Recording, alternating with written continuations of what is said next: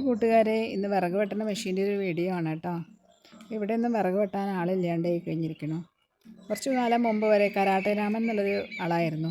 പേരിൽ മാത്രമേ ഉള്ളൂ കേട്ടോ കരാട്ടെ. കണ്ട ആൾ വളരെ ശോഷിച്ച് മെലിഞ്ഞൊരാളാണ്. അപ്പം ഞങ്ങൾക്കാണെങ്കിൽ വിറക് വെട്ടാണ്ടേയും പറ്റില്ല. കാരണം അപ്പം ഉണ്ടാക്കാനും ചിപ്സ് ഉണ്ടാക്കാനൊക്കെ വിറക് ആവശ്യമാണ്. മുഴുവൻ ഗ്യാസിലായാൽ നടക്കില്ല. അപ്പോൾ ഉള്ള വിറക് നശിച്ച് പോകണ്ടല്ലോ എന്ന് വിചാരിച്ച് നമ്മളെ മെഷീനെ വിളിക്കുകയാണ് പതിവ്.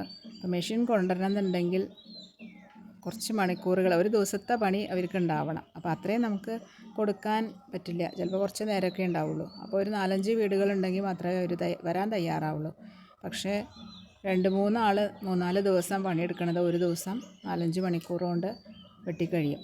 അപ്പോൾ നമുക്ക് കൂലിച്ചെലവ് വളരെ കുറവാണ്. ഇത് നോക്കുമ്പോൾ കൂലിച്ചെലവ് നോക്കുമ്പോൾ മെഷീനിൻ്റെ ചിലവ് വളരെ കുറവാണ്.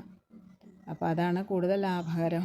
പിന്നെ മലയാളികൾക്ക് ഇന്ന് പണി കുറവാണ്. പക്ഷേ മലയാളികൾ എല്ലാ പണിക്കും തയ്യാറാവണമില്ല. അങ്ങനെ പഴയ പണികൾക്കൊന്നും ആൾക്കാരിന്ന് കുറഞ്ഞു വരികയാണ്.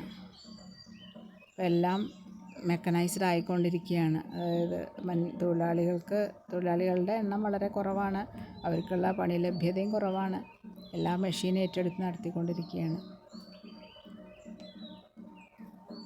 ഞങ്ങളൊരു 1-2 മണിക്കൂറൊക്കെ ഉണ്ടാവുള്ളൂ എന്നാണ് വിചാരിച്ചത്. പക്ഷേ വെട്ടി കഴിഞ്ഞ് വന്നപ്പോഴേക്കും 4-5 മണിക്കൂറുള്ള പണി ഉണ്ടായി. അപ്പോൾ ഇന്നത്തെ വീഡിയോ ഇത്രയേ ഉള്ളൂ കേട്ടോ. Okay, thank you.